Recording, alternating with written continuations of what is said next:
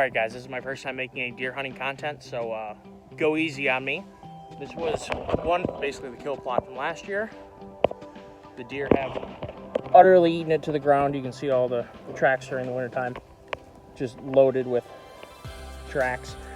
We're going to expand this farther because I did all this with a 3-gallon single wand hand sprayer last year. And let me tell you, it was not fun. Wouldn't recommend that. What we are doing now is we're using a 25-gallon thing from Tractor Supply. So far it's working pretty good. I just got done spraying the other food plot, which is basically the sanctuary plot. We're not going to go there hardly at all. We may hunt it some afternoon during gun season, but more or less it's going to be a deer only area. Over here we have future plans of where we're going to put I'm trying to get a Maverick ground blind or a Maverick plastic blind because they're super a little tight back here to get things back here, and it's easy to carry supposedly. That's the claim to fame, as they say.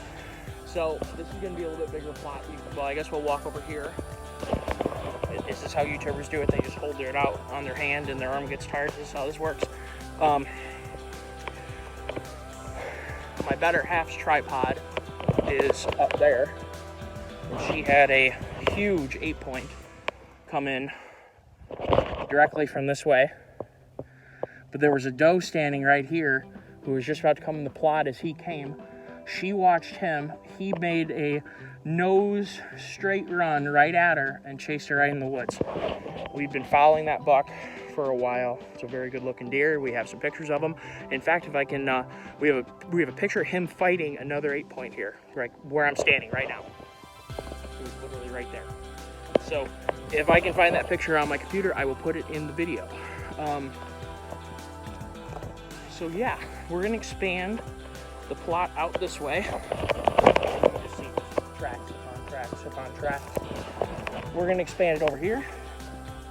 So straight through here, we're going to leave the brush because it'll give an opportunity for deer to come here and not be all up in each other's business. So we're going to spray this. Obviously, this doesn't really need to be sprayed too bad. The deer pretty well destroyed this over the winter time, which is good. They get food. Yeah, so that's sort of the plan. So like I said, all right here. Now I'm trying to decide where to put a blind.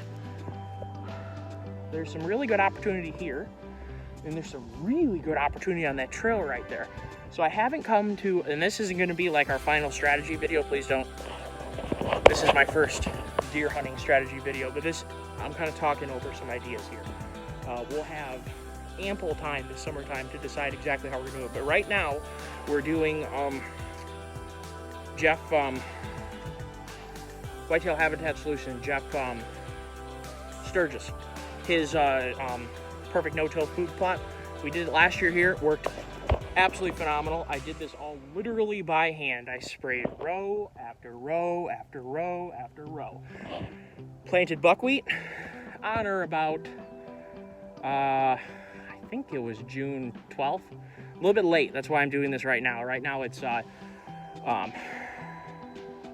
May, no, I ain't looking at a watch, can I? 24th. So I'm just having a great time. It's so good to be out here. So a little bit loopy because this is just living the life right now. So yeah, this is one part of our property right here. I was kind of thinking that ground blind could go somewhere right there, but then you couldn't see the plot. And obviously the reason why you would use a ground blind is to control scent and to control whether they can see you. Those are two of the biggest reasons. Obviously being elevated, you have the advantage of them having to look up at you, but deer do that. When they're walking through the woods, they scan up. So it's not a 100% thing to be in a tripod, and more or less the tripod is a solution for a place like this that doesn't have any trees that are particularly good for tree stands, if you might look. I just saw a hen turkey on the way in here, by the way. That was pretty cool. So we're gonna expand this out, and I'm thinking well, we're gonna have to talk about it. But I'm working really hard on getting some Maverick blinds. I think they will be fantastic here, especially in the places, the more hard to reach places where I want to take them. So keep an eye out for that. I've been working with a lady there trying to get an order done. And yeah, so we're kind of trying to make some plans this year. Lots of things are going to happen this year. Everything takes time. Like I said, it's May, and we have a long way to go until this needs to be done. But that's why we start it now. So yeah, we're going to do Jeff Sturgis's no-till, perfect no-till, whatever the heck he calls it. Tune in for him. He's an expert. I'm taking what he did, and I interrupted myself. I do that. So you spray it all down. The day you come and plant, again, you may want to do 3 sprays if you have really particular stuff, but last year I did 2 sprays. One initially, and then I planted, and then I sprayed right over top of the planting. The buckwheat sits right directly on top of the soil. You don't need to pack it in. You don't need to do anything to it. It will grow. As soon as the buckwheat grows, you want to get about 2 foot, somewhere in there. And you seed directly into the standing buckwheat.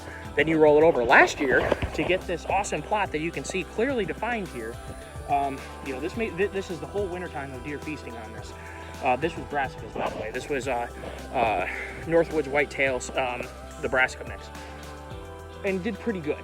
Now, the reason why I didn't make any deer content last year was because I was learning and I made some mistakes. I planted a little bit late on the buckwheat, which means that I planted a little bit late in August for our main plot. And the consequence of that was that it didn't do as much growth as it could have. So I learned, and I'm trying to do better, and that's why I didn't want to make content when I was still learning. Now that I've done it, I have a little better idea what's going on. So spray it, buckwheat. Buckwheat grows. You plant directly into the buckwheat. We'll do all that on the channel this year, guys. So please subscribe, please like, show me that you appreciate it. We will do it all on the channel so you can see this applied. Now, it's one thing to hear it from somebody. I did this last year and it worked out phenomenal. So that's the plan. And last year I just didn't have, I was going to do all this. I didn't have the manpower. It was just me and a single wand sprayer carrying around 3 gallons at a time. I had to go home and fill it every time because in the middle of nowhere I don't have water, don't have clean water. You can't have soil in your water that you're going to use for glyphosate because it'll neutralize the glyphosate. Don't do that. Yeah, so glyphosate, buckwheat grows, plant into it, roll it down. I used the Jeep last year and it worked out fine. I literally went back and forth and back and forth and back and forth over top of it with the Jeep. You can use a cultipacker, you can use an ATV tires, tractor tires. Honestly, you could probably put a bucket like on a tractor. If you just have a tractor and you can't get a roller for whatever reason, literally bucket down on the tractor, and I'll bet you could drag the bucket across the ground gently, and I'll bet it will do a similar thing. You're basically trying to crack the top of crack the buckwheat stems so they tip over. They become like artificial soil. You're planting into them, then you kill them by compressing them, and they become an artificial soil bed right over top of the soil, which is what you want to have. And then you go over top of that and spray it one more time with glyphosate, and you're good to go. I'm gonna have to get some more glyphosate this year because I've already used 2.5 times 2, so 5 gallons. I've already used 5 gallons of glyphosate, and I'm only on my first spraying, which is unfortunate because glyphosate is stupid expensive right now, and we're still gonna have to kill the buckwheat plot when it comes around. My rye plot, which I'll probably have as the thumbnail for this picture with the quad in the background, I'm gonna leave it because you know what? $100 of glyphosate jug is more important to me than just leaving the rye up. Now, I do fully understand. We certainly here in my area do not need more does at this time of year. Tons of does in the area, trying to not have them want to feast on my property. Let them go out in the ag and eat, so we don't want to have them here.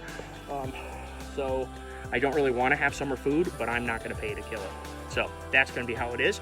I'm going to spray this, and maybe we'll do some more talking about some things. This is going to be like this is my first run on doing a deer hunting property video or deer property video, habitat improvement video, and I am having a lot of fun doing it. So please like and subscribe, and tune in for more. I will keep doing this because I've had a blast making this video. Cool. We're basically in the middle of my 80 right now. There's this like natural clearing, and I've known about it, but I haven't spent a lot of time here. I'm trying to figure out how we can use this to our advantage. I'm pretty confident this is a bedding area, and I'm wondering if some better plants might be over.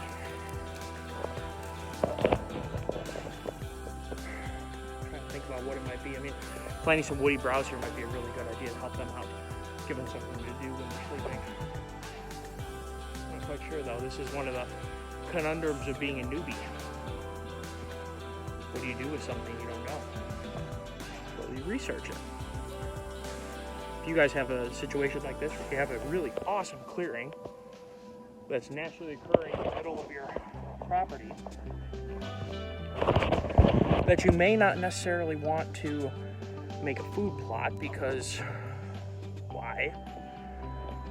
Be a bear to get here to hunt it. Be a real bear. So I guess we'll see what we can do here. If you have any ideas, shoot them in the comments. I probably owe an ounce of background here. This property is probably 80% woods. The rest either like this or bigger clearings. It was owned by a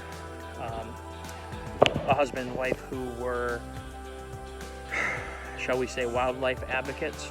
Their solution was they planted a crap ton of trees, so good for them, but they also didn't do any kind of upkeep of the thickness of it.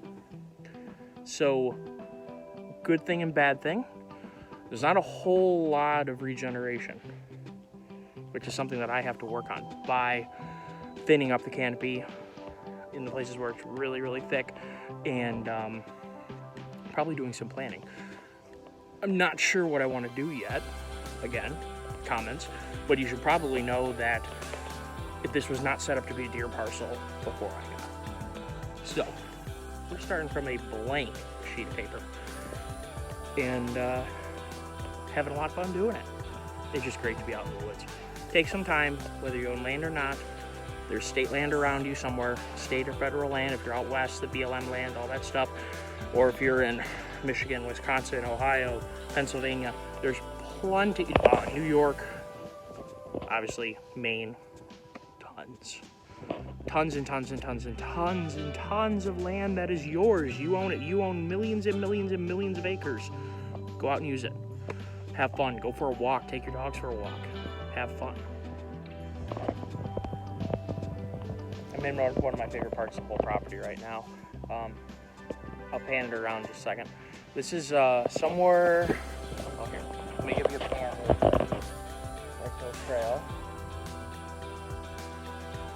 There are, during deer season, just runs crossing everywhere. They cross right through here to get from cover to food to cover. It's got to be elevated because of these guys right here and because of this. I'm not really sure if it's going to be right here. But I might tuck it up over somewhere over there, because then there's another trail that comes right through here that's just always heavy, and that way you'd have a good shot there. I was going to put it right there, but the problem is you don't have such a phenomenal shot straight that way, or phenomenal opportunity. You'd have, oh, there's some mud. 1 second, 2 second, 3 second, 4 to make a choice. That's a little bit tight. So not sure on that. We'll figure it out. It's just a really pretty spot right here. You have this nice little meadowish thing over here, and then you have this sort of lowland leading to my pond right there. And you got all kinds of sticker bushes, and I'm pretty sure those make berries. Just a nice, relaxing place. I'm hoping to do some camping here this summer. This is a great spot. Love being here. So yeah, that's the, well, it's not even close to the lay of the land, but it's a start. This is gonna be a spot where if I get one of those Maverick blinds, it'll go right here. And we're gonna have one obviously over top of our main food plot for special days, gun season, muzzleloader season, that kind of thing over the food plot. Boy, does that exhaust kick off some heat. Yeah. Future reference, one thing I did learn today, first time using a sprayer on a four-wheeler, this 850 XP does not have the best turning radius, and for spraying that's kind of annoying. So smaller quad, less displacement, because you just don't need to have something this quick out here. Like a 570 Polaris or a 570 Can-Am, 450 Can-Am, 450 Polaris might be in the to-do list coming down the road, because this is not as well suited to that. It makes a lot of heat and it makes a lot of noise, and it's just kind of unnecessary. So yeah, sun's kind of starting. It's not setting. We still have hours, but I still have to go get dinner. So we're gonna call her quits for today. We have what we need to have sprayed over there. Did some exploring, sprayed what we need to have over there. Know a little bit more about what we're gonna do this year. Some mowing in the future. Once the mud goes away, I had to bomb through a bit of a mud hole. Maybe I'll take a video of it on my way out. I'm alone, so I don't have a camera person. So just me. But anyway, you all take care of yourselves. Thank you for tuning in this video. I'll try and make a mud, or it's not like a mud hole, but it's a little bit muddy crossing. I'll take a video for fun. But I gotta go do a couple more things, and we're gonna sign off for today. And we have some ideas, and this will be deer hunting property video number 1. So thank you all for joining in. More to come. We have tons and tons and tons of forestry work to do here, so there will be no shortage of content going forward. And I'm trying to make more time to do this, so you all who are like, why the heck don't you upload more than once a month? I'm trying. I promise I will do a better job. You all take care of yourself. Please remember to like. Please remember to subscribe. You all are amazing. Thank you for getting me now to like almost 130 subscribers. It means a lot to me. I know it's a small number for YouTube people, but I'm proud of it. So thank you all. You guys have a great day.